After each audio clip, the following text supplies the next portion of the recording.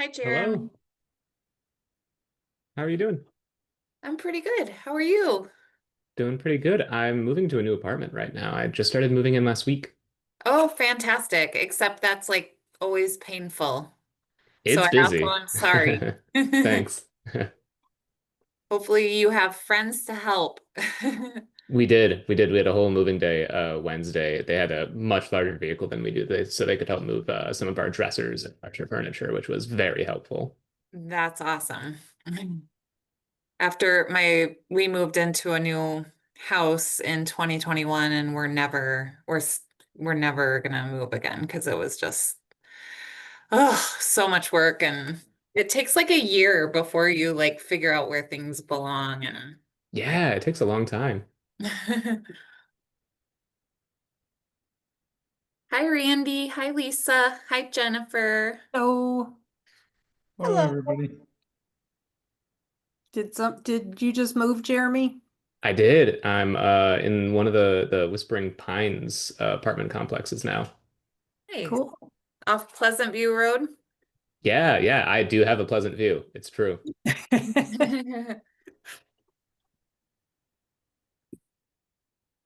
Abby, do we have everybody or do we need to give it a few minutes? We are only missing Wakely. Okay. We're also missing Roden, but I knew that he was unavailable.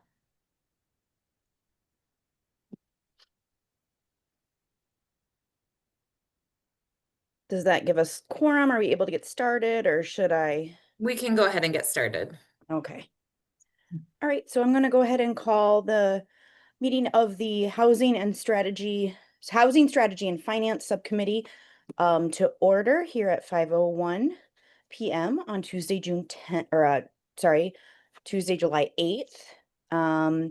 First order of business is to approve our minutes from our June 10th meeting.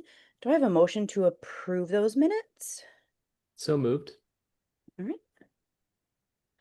Any, Just, sorry, just to going back, clarify, we don't need a motion. that's right. Um, and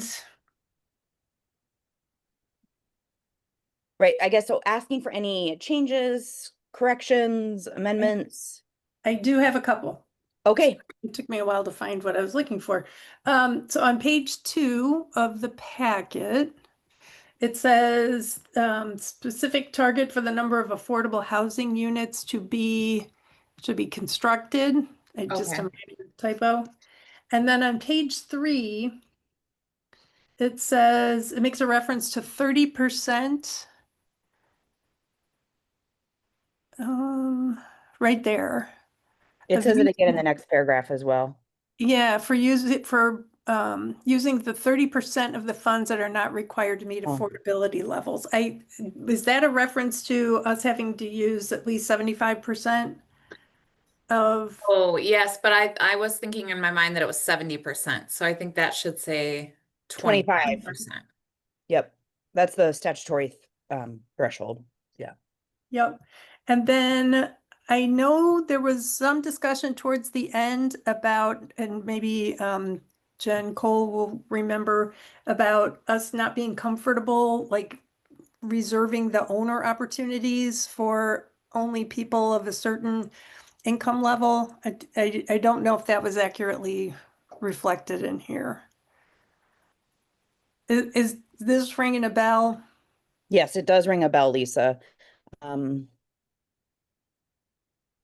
Yeah, so I worded it the way I did to try to capture that you weren't limiting owner occupied opportunities to families that were the 80 to 120, but that the up to 120, so from either the 60 or 80, whatever you decide, it didn't wasn't clear during the meeting, and up to 120 wouldn't be applicable for renter occupied.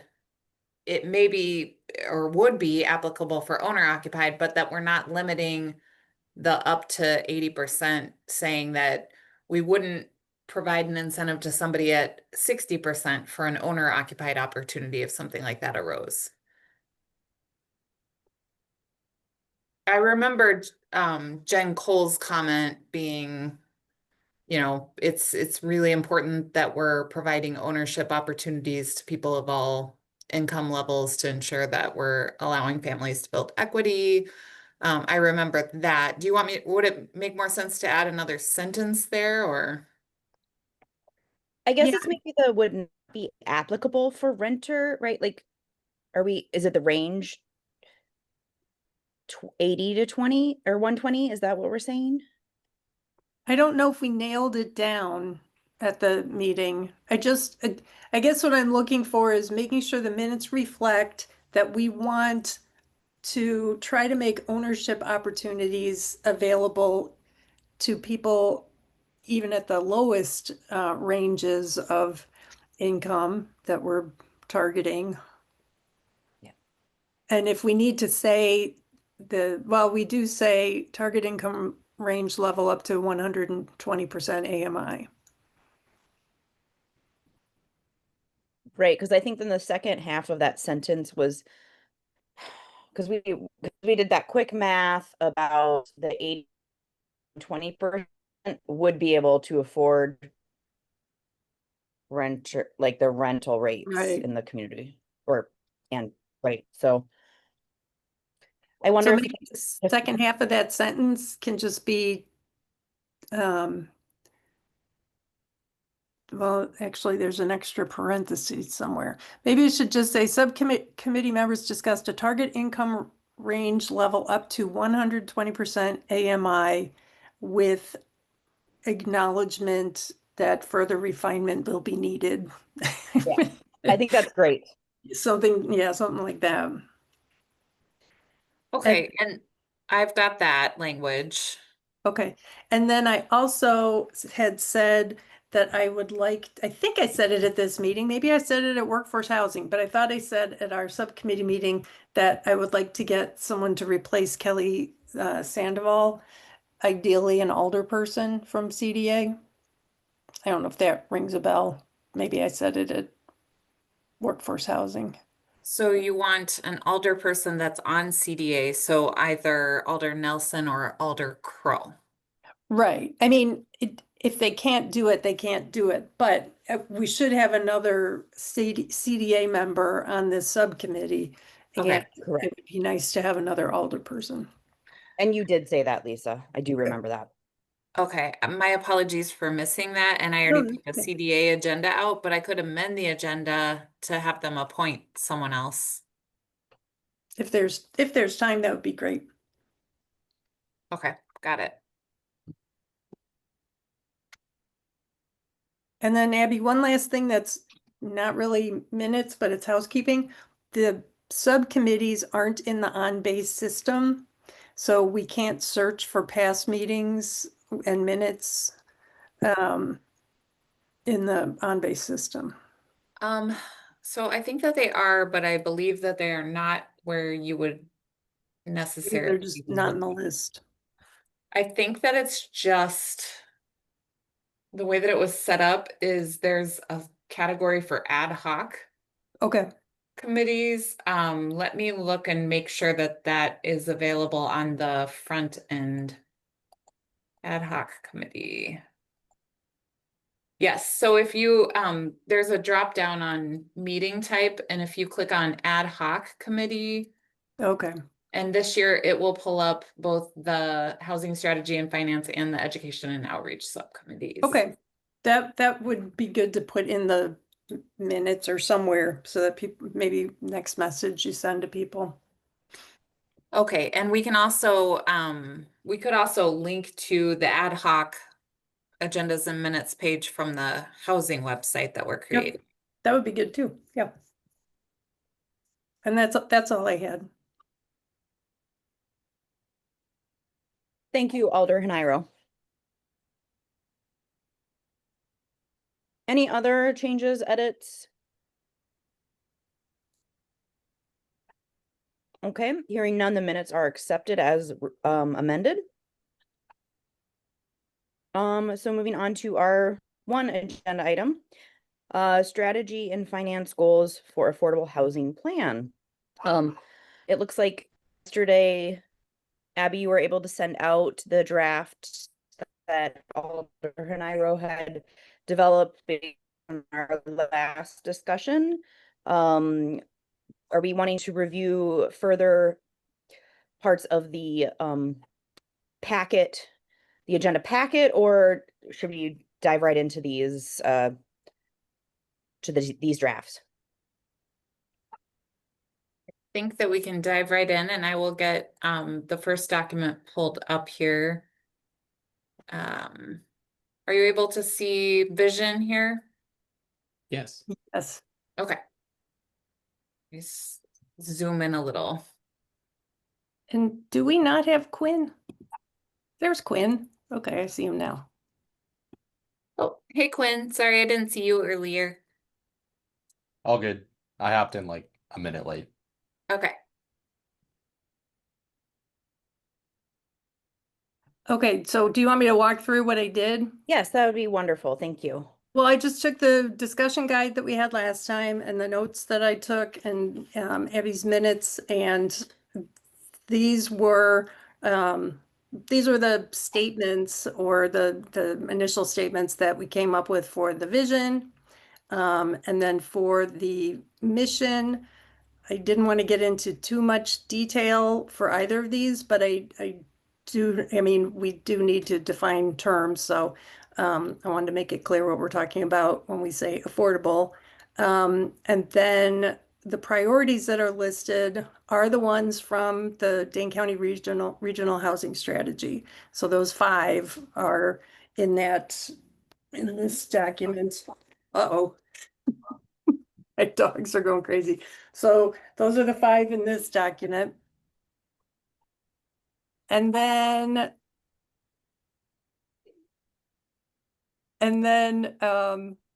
yeah, so this will need to be fleshed out. And then I adopted the values also in the plan. Let me put these on, maybe it won't be so loud.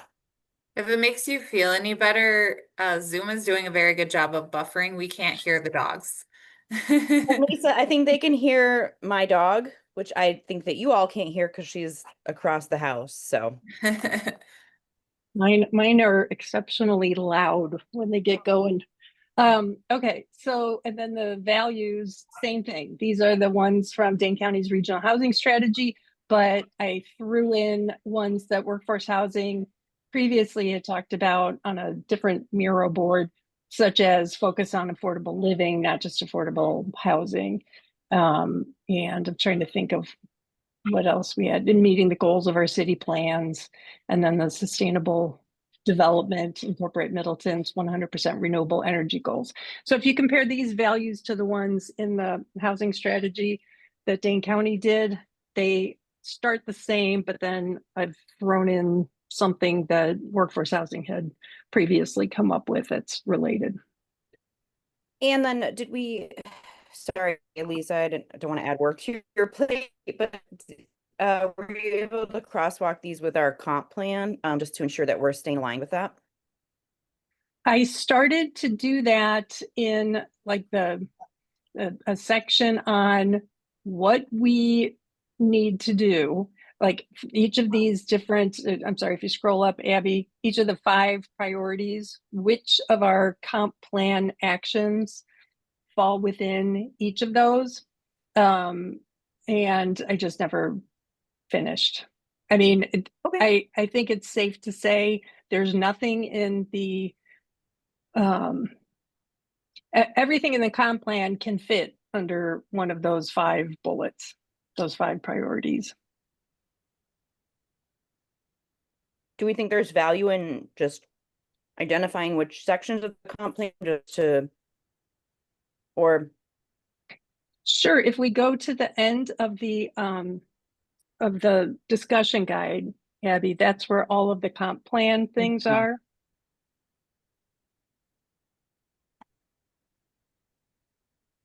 Oh, and I also had shared the Miro board. Again, this is something that Daphne had started to put together or she started assembling things. And I see that's how I knew Quinn was on. I'm looking at the board now.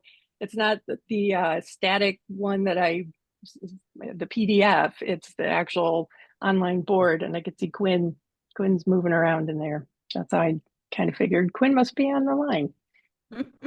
Okay, so if you scroll to the end,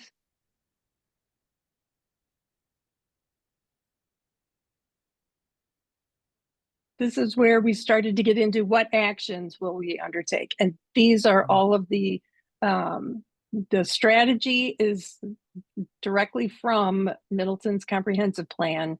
These are all in the housing chapter. In fact, this is basically the housing chapter minus the detailed text that comes after each of the actions and strategies. So you see, increase the amount of housing units available in the city to meet demand. That's, action or priority number one. And number two, for that matter. Ensure that all land annexed into the city for housing is planned as a complete neighborhood. That's another, and the range of housing types, that is consistent with, it's more detailed, but it's consistent with the 5 priorities. Preserve and support rehabilitation of the housing stock in existing residential neighborhoods. That goes back to the rehabilitate and preserve affordability of existing housing. And then our strategy number 4 goes a little beyond the 5 basic ones that Dane County has, but promote homeownership opportunities. There's one, promote more pathways to homeownership, and then provide incentives for the creation and preservation of affordable and income restricted housing. That goes back to the first priority, which is increasing the number of housing units affordable to low and moderate income households.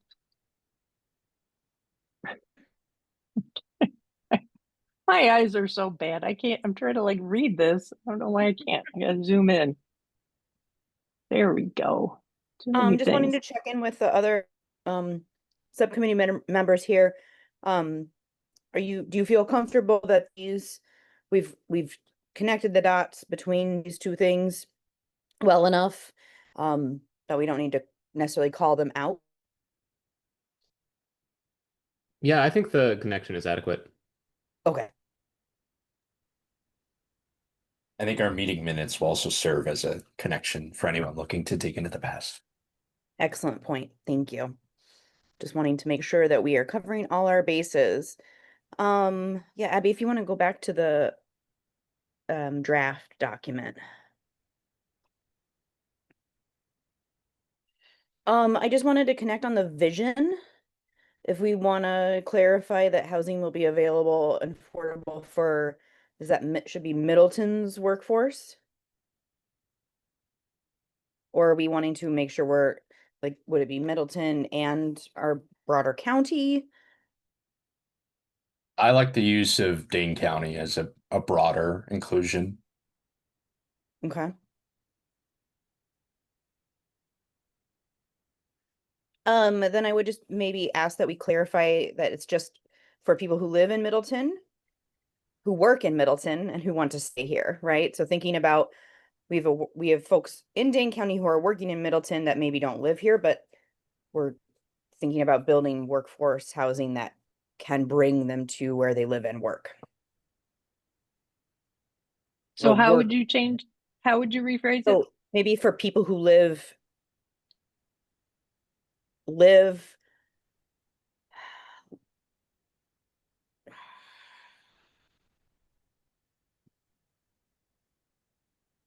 I think I see where you're going. Stay here would be only connected to live, but work here and want to, I don't know if we need another clause. Sorry, writing by committee is the worst. But emphasizing we want to make sure we're expanding our housing for the folks that work here that aren't currently able to live here, who want to live here, who want not just stay here, but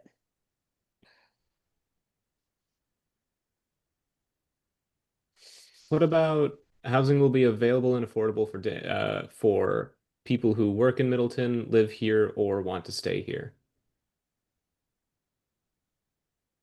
Well, but then it sounds like we're limiting our actions to, or we desire to make housing affordable to people who currently work here, but we don't have an interest in making housing in Middleton affordable for anybody who doesn't work here. And that's what I want to avoid any connotation that will only build, or like that Middleton has a goal of making sure its current employees can live here, not just work here, but live here, because then it does, I see a lot of anti-Epic employee sentiment expressed, which, I don't agree with at all.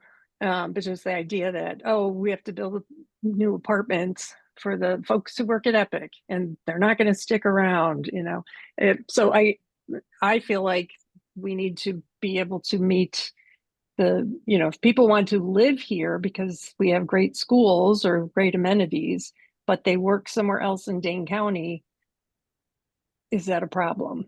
Some Middleton residents would say it is, I'm sure, but I feel that the city should not view that as a problem. Right. So, but I guess where I'm getting hung up on is like the lead with Dane County's workforce. So I'm wondering if it's about reordering, that housing will be available and affordable for people who live and work in Middleton and who want to stay here. Well, live or work. Oh shoot. But I'd wonder if like Dane County's workforce comes at the end, like as a solution to Dane County's workforce needs.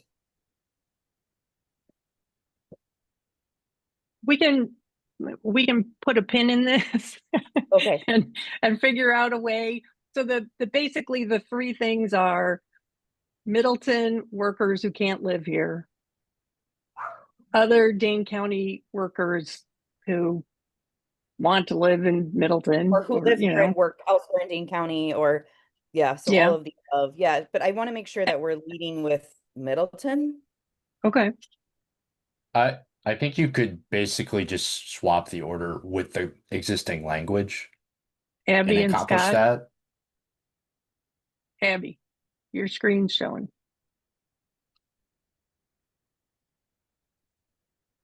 And say that again.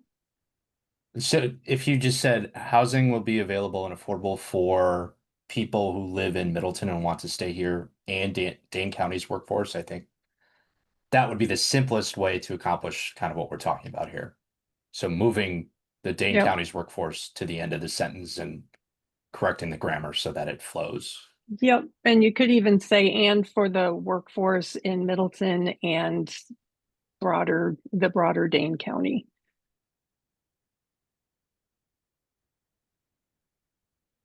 Did you get that, Abby or Scott? That's a good suggestion, Quinn.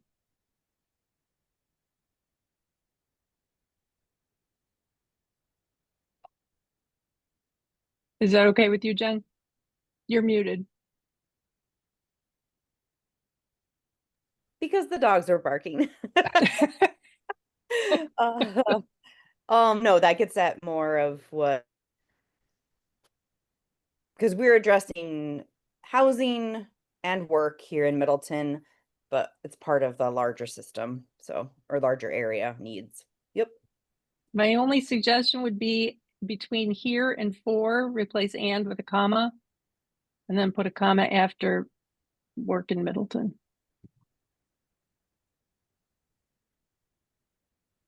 And Lisa, I'm not assigning work necessarily, but as from this conversation, if you're wanting to take this back and revise further, I think this looks good. okay.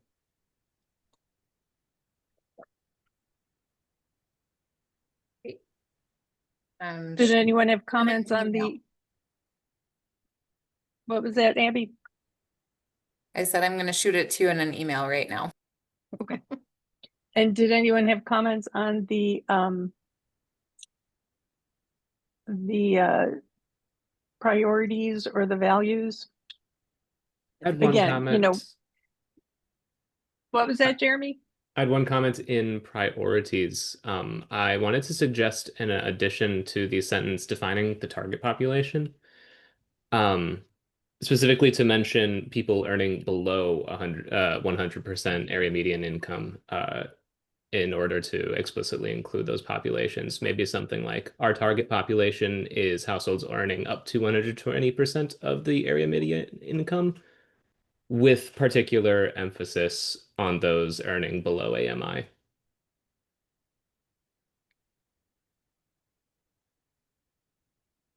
Sorry, Andy, Done. could you put that back up so we can see it?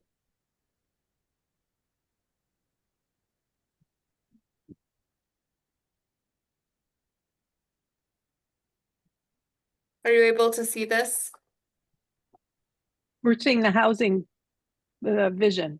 Oh, okay. Let me share again. I'm sorry. I highlighted it here. There we go. That's it. Maybe phrasing with an addition to the end of the sentence, with greater priority for households earning below AMI.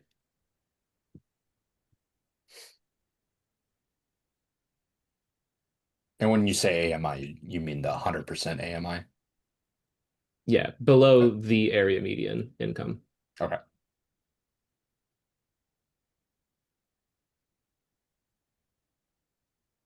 Okay. And Abby, if you can't show that now, I have my pages document open, so I just went ahead and typed that in. So it ends with particular emphasis on those earning below AMI, or below. I'll just spell it out. Below the area median income. Got it.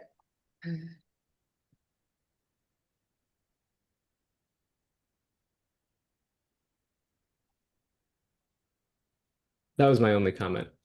And also that I love the draft. I think it is fantastic, and I appreciate your work, Lisa. Yes, thank you Oh, so much, Alder. thank you. Myro. Yeah.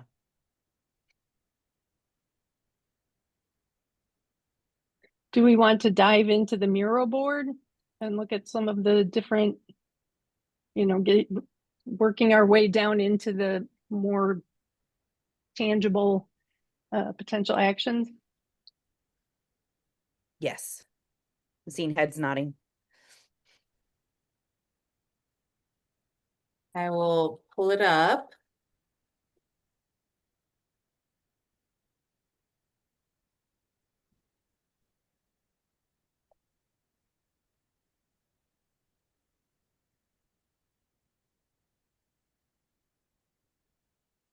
Do you see that? Yes, Yes. thank you. Yes. So what I did here, and this again, I give credit to Daphne because she started this. If you look, if you're in the document and you look to the left, you'll see a lot of the work that Daphne had done. So we had talked about the 5 components of buy, build, refurbish, finance, and educate. And I threw in other at the end because there's always got to be a miscellaneous category.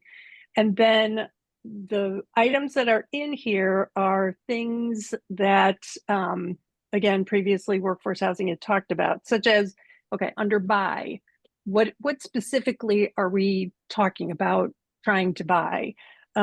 So a first step would be to map property that might be, pull up a map showing all the property that might be available, especially near current or possible transit routes, because we want to try to keep living affordable.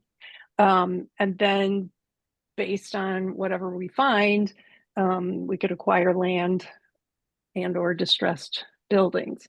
It might be that we don't find much or that it's unaffordable.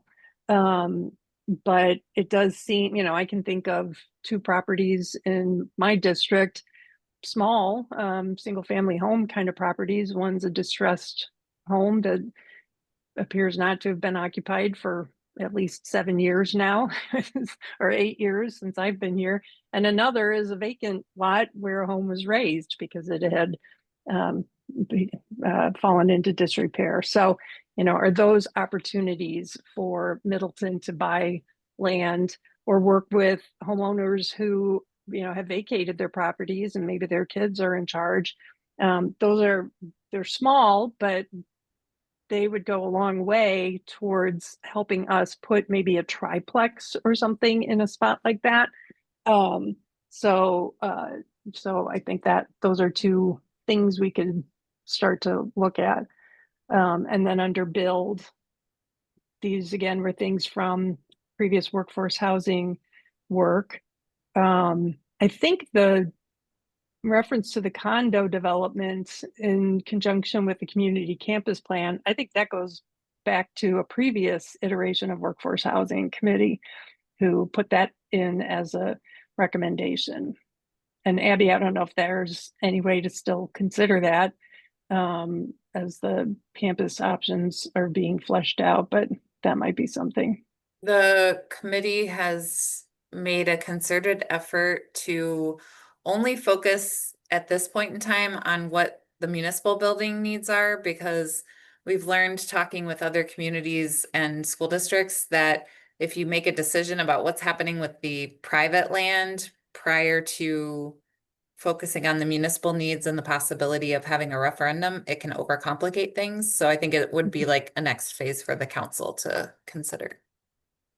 Okay. And then for refurbish, we have this ongoing energy navigator project. So that seems like a really good fit to continue to fund that.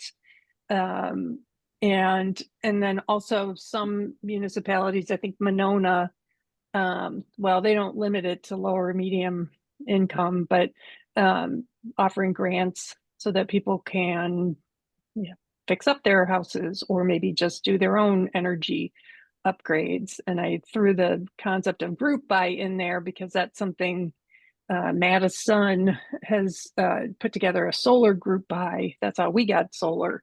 And so they just, they do all the legwork and find a contractor or two through bidding. And then that it really lowers the barrier for people who want to put solar on their houses. They can find out, is this anything I can do? And then the price was, I think, 6% cheaper since I did it through a group buy. And at the time, there was only 26% tax refund. But, anything we could do to try to lower the cost of something like the roofing group buy or something, find something that a lot of homeowners need to fix up their naturally occurring affordable housing and be able to stay in it. And we hire the contractor to go out and take care of it for people, something like that. And then finance, there were a lot of options, some of which came up at the housing workshop that Jeremy and Alan and Abby, you were there too, right? That we attended, such as waiving the impact fees for new affordable developments. I forget where I read about the idea of developing a standard plan for accessory dwelling units, because that way, if a homeowner, again, it's lowering the barrier to someone taking this action on their own, they can contact the city and get a plan that will, maybe we develop 2 different kinds for different orientations of how these are going to fit in someone's yard. That could be a good service for the city to provide. There's funding available for through WIDA for redeveloping or like fixing downtown office spaces, turning those into apartments above ground floor business. And then we attended the Way Forward, or had our workforce housing meeting at Way Forward, and learned about the assistance that they provide. And the thing I really took from that presentation was how having those services, like, it's one thing to just say, we need to we need to build more affordable housing. We just have to have more affordable rental units, for example. But programs where somebody's the tenant is going to spend time working with somebody on developing their own budget and learning ways to be housing stable, those services really increase, there's data to show that it increases the success of that household in staying inside that housing. And that's something that I feel like, I just put my son in his first apartment. I don't worry about is his housing going to be stable because I'm the one paying for it. So it never occurred to me. It's just not been my situation. I have no life experience with this, that, oh yeah, but you can't just build the units and people will come. We want to make sure that they can continue to stay in those units. And so those support services and that guidance that a program like Way Forwards provides can be, crucial. So I think having some of our funding go into that type of service, I think is important. That And then mortgage assistance and rental assistance is pretty limited in Wisconsin. We saw mortgage assistance with, COVID relief funds and rescue plan funds, but it's few and far between for mortgage assistance. Rental assistance, but those pots of money run dry pretty quickly through the year. so mortgage assistance might be one that we need to add. We had a revolving loan fund for targeted populations. Well, I think the revolving loan fund, was it targeted, Abby, or was it open to anybody who wanted it? That is a good question. I believe it was income restricted. I can't remember the exact percentage, but we don't have any of that information in our files because at the time that we were giving the loans, we were working with the Wisconsin Partnership for Housing Development to review all the materials and do the income certification. Okay. But that's something, that we can add to the list, is specifically, assistance with mortgage.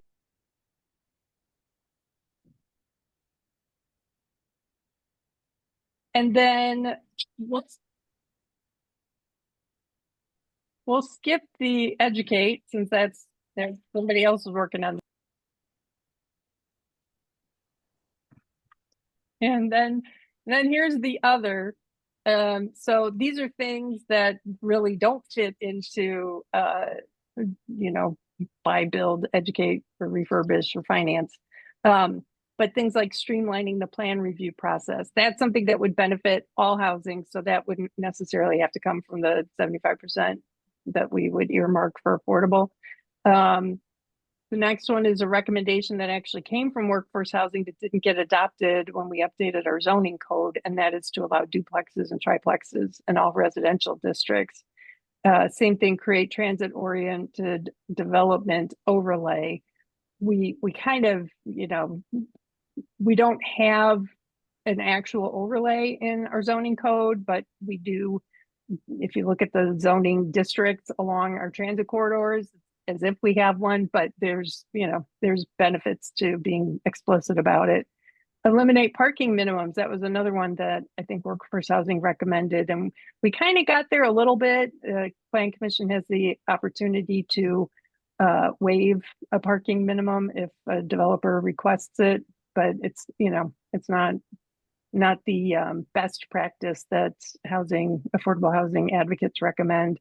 And then we've got the rent abatement ordinance and the rental retaliation ordinance, and then proactively communicate development goals in annexations. That's another one.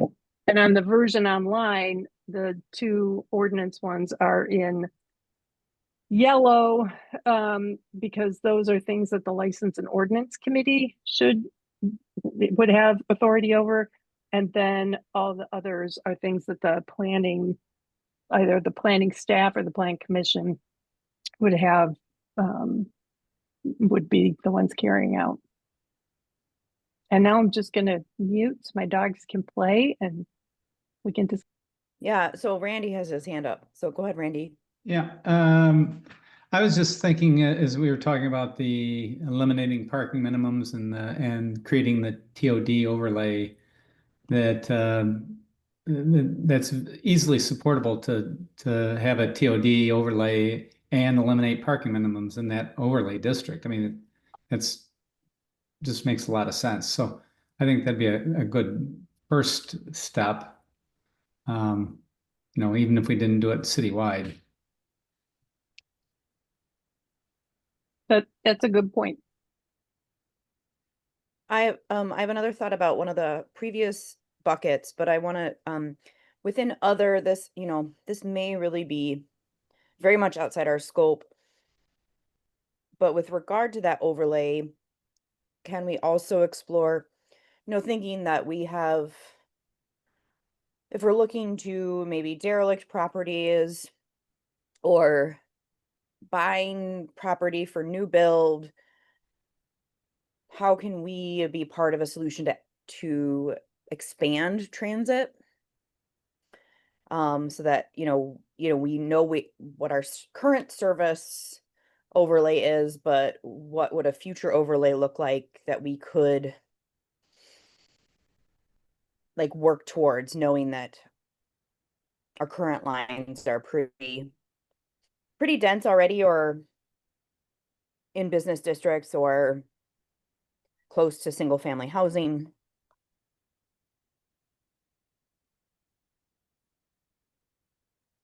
So in other words, would are you suggesting that we include an action to consider transit options, options for increasing our transit service? Or are you suggesting that we think about where we want to have Madison Metro in the future, put a bus route, for example, and put the overlay over that area? I think our sphere of control with this is pretty limited, but maybe it's about exploring what those options are. Seeing, making sure we're at the table with future expansion. Or how do we work with the Metro Authority to identify like where in the city we, if we can prioritize with them, maybe what expansion looks like. How does the city currently work with Madison Metro, like for the F route? We cover most of the operating costs. I think we do receive some state funding now through a grant program to help out with covering those costs. If we wanted to expand our transit system, I think we could work collaboratively with them to plan a new route and also to cost it out. There was previously a transit circulator subcommittee that explored the opportunity to have something that would just circulate in Middleton. And I can't remember if it was this subcommittee that we were talking about this on, but at that time, the new metro redesign hadn't taken effect, and the committee looked at the routes and they said, we think this is going to be a pretty good improvement for most people.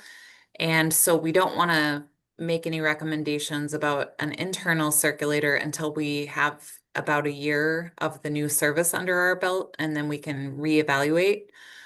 It has been, that year has now passed, and so that is something that we could revive. The same group, and maybe some of them don't live in Middleton anymore or have moved on, but we did try to include representatives of communities that were transit dependent, did not have any access to an automobile, seniors, people who are disabled. We wanted to make sure that there were a lot of different stakeholders as part of that conversation.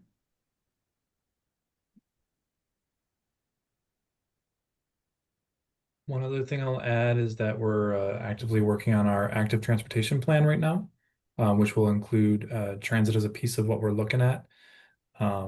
Before Mark Opitz left, I did chat with him a bit about what some future expansions of the system could look like in his opinion. And so that's one thing we're trying to figure out the best way for the active transportation plan to address that, but something we are looking at. Yeah, I would want to make sure it's in our sites. Is there any work to assess kind of how, I don't know if it would be successful or happy the city is with the current route?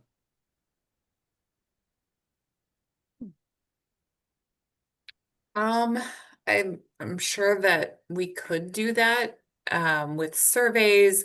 I think probably a better understanding of that might come from utilization of the system. Like it's kind of hard to compare before the redesign to now because they only, if I'm remembering correctly, they only count onboardings and not offboardings. And so it's kind of a little tricky to compare apples to apples. But we do get quarterly reports, and that's something that I've talked with Daphne and Scott about the possibility of having those reviewed by a committee. Because right now they come to us and we take a look, but there's not really any committee that sees that data. Um, yeah. Okay. Yeah, ridership would be a good place for us to start. But it wouldn't capture, so I think your previous results about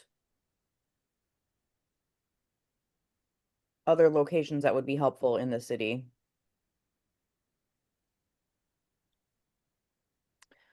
Can we go back up to build real quick? I think build is the section I wanted to talk about. Yeah. So in thinking about that first square, contract with, I think I'd prefer to expand that to like partner. And I don't know if we want to limit it to affordable housing developers, right? Because we know that there aren't that many players in the game for just affordable housing. So it's about maybe all developers and how to engage them in developing affordable housing or portions of their development to be affordable. But also thinking about some models we're seeing elsewhere. One that's just getting started. They just broke ground up in Sauk Prairie where it was business community as well. So it was a development company, the business community, and the school district, all contributing different sets of funds, different partnership levels and ways of doing business. I don't know all the details about how and who contributed how much but it was a mixed use, so not just affordable housing. It was also building condominiums, so the developers earning some money from the sales, and I think they were pretty, they weren't deemed affordable housing condos, but the units that they dedicated as affordable rentals. So I think we just want to expand that a little bit more. So we're not just focused on contracting with affordable housing developers.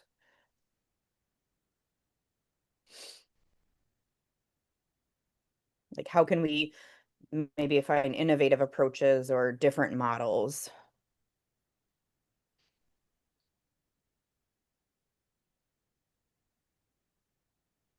But I really appreciate the focus on transit corridors. And maybe that's this is where we expand to like future transit corridors or possible transit corridors. Well, one thing I like this idea, Jen, and I was going to suggest, and maybe I don't know if there's a problem in us doing this if we come back and review this same Miro board next time. But if folks want to just throw like literally add sticky notes Yeah. and stick them in the right place, whether the formatting matches, who cares? The idea would just be to get the ideas in the board. And then we can walk through them next time and try to prioritize which ones have the greatest potential for us to do, because we don't want to bite off more than we can chew. So if you scroll down, Abby, on this board, you'll see I just added, I took Randy's suggestion all the way down to the other part. And I took those two, eliminate parking minimums and explore options for where future transit lines might be located, connect those to the TOD overlay. Yeah, I think, Lisa, that sounds like a great idea because, thank you so much for putting this together. Getting it yesterday, I haven't had a lot of time to kind of, yep.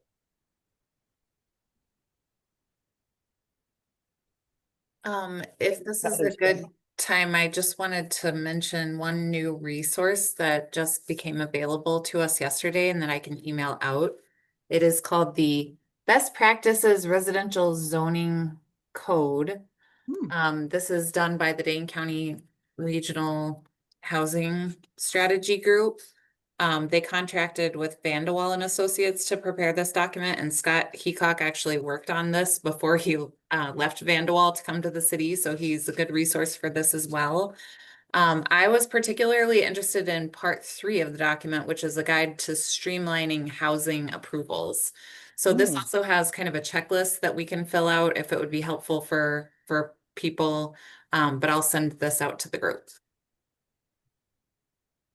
That would be great, Abby. And yeah, that's something, I want to be mindful of our subcommittees, both of them, the focus being the Affordable Housing Action Plan. And I wonder at what point can we, we don't really have to wait for the Affordable Housing Action Plan to be developed and approved by council to start doing things like streamlining the plan review process. And so I'm wondering, is that something that the Plan Commission can put on the agenda, maybe after the subdivision ordinances is reviewed? Because I don't think we've seen the draft of that yet. And then our groups can focus more on how are we going to spend the money on new things, or yeah.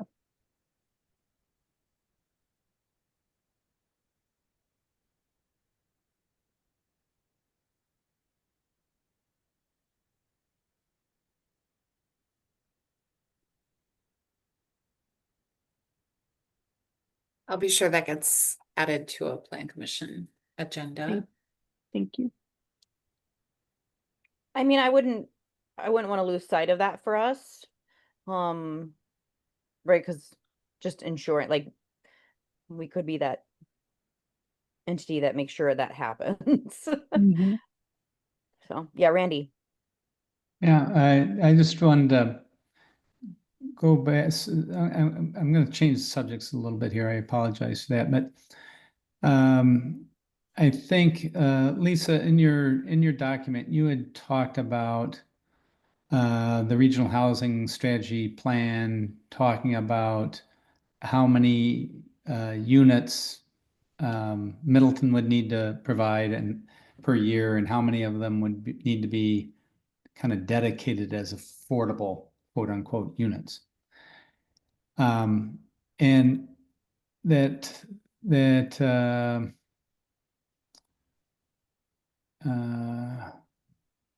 so the 318 new units, is that the total new units or is that the new affordable units?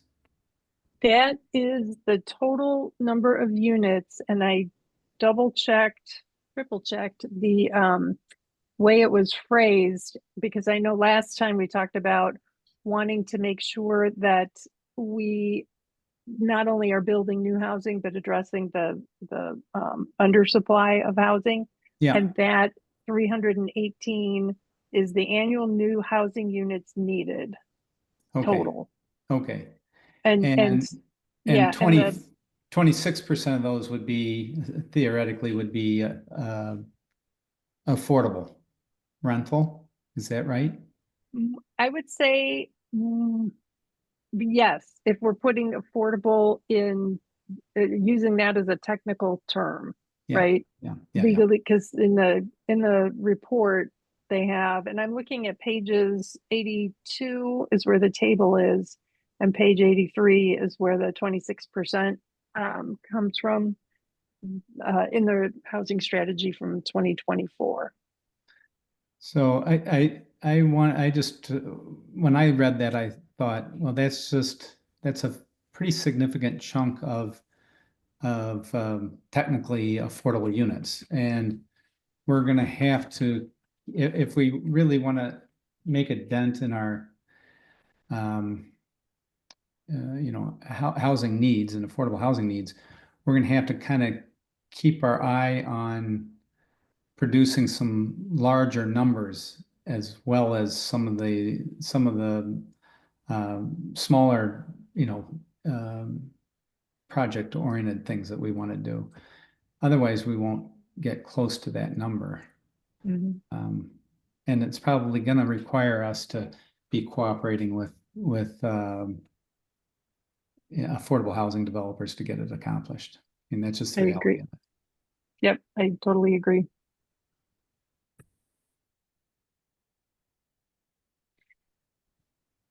Jen, I wonder if maybe at a future meeting, like maybe even our next meeting, would it be helpful to hear about this was it Sauk City or Sauk Well, it was Prairie? Prairie to Sac, so it was the Oh, Prairie to village Sac. and then the Sauk Prairie School District and oof,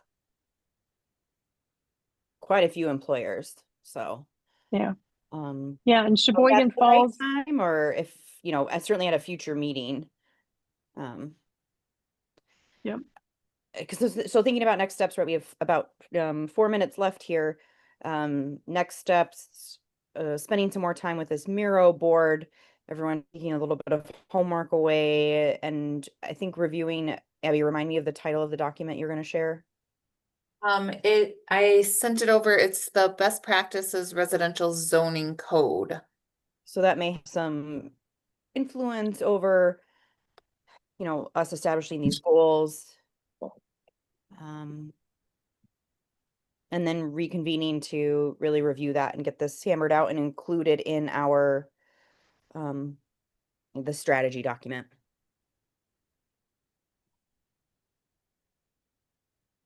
It might be a little premature to talk about different models, Lisa. So, yeah. And that might be something for both the CD and the workforce housing committees to hear together. I like that idea. And I was just looking, there was an example at the building blocks workshop called Point Gardens in Poinette. It was a kind of a similar situation with a lot of different entities working together. And one thing I remember about that one is they all had to have gardens. and Burpee Seed contributed money for that. Whereas this, because of the school district partnership, they are requiring that there's a cap on the rent to a starting teacher's salary based on the size of the unit for 10 years. And then there are units reserved for school district employees. So I think we could maybe explore finding some presenters about a couple different models that we would all want to hear about.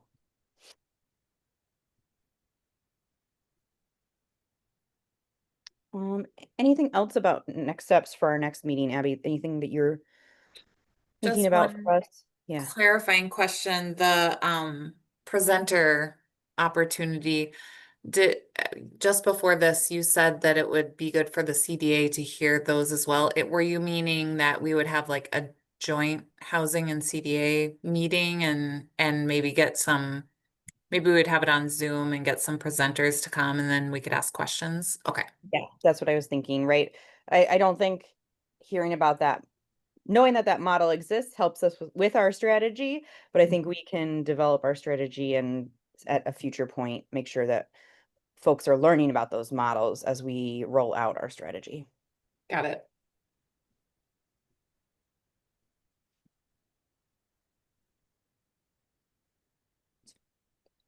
Any other closing thoughts or any other last steps for the next meeting? Questions too?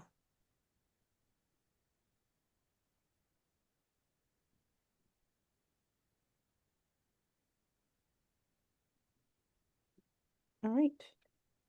Well, if hearing none, we can stand adjourned at 5:59. And Abby, if there's anything that you need for planning the next meeting, don't hesitate to reach out. So Okay. Thank you. Yeah, Thanks, all. everyone. Everybody. Thanks. Good Bye, night. Hey, everyone. Randy, quick question for you before you jump off. You're coming to Plan Commission in person tonight, correct? Okay, cool. See you tonight. Just making sure for quorum purposes. Thank you.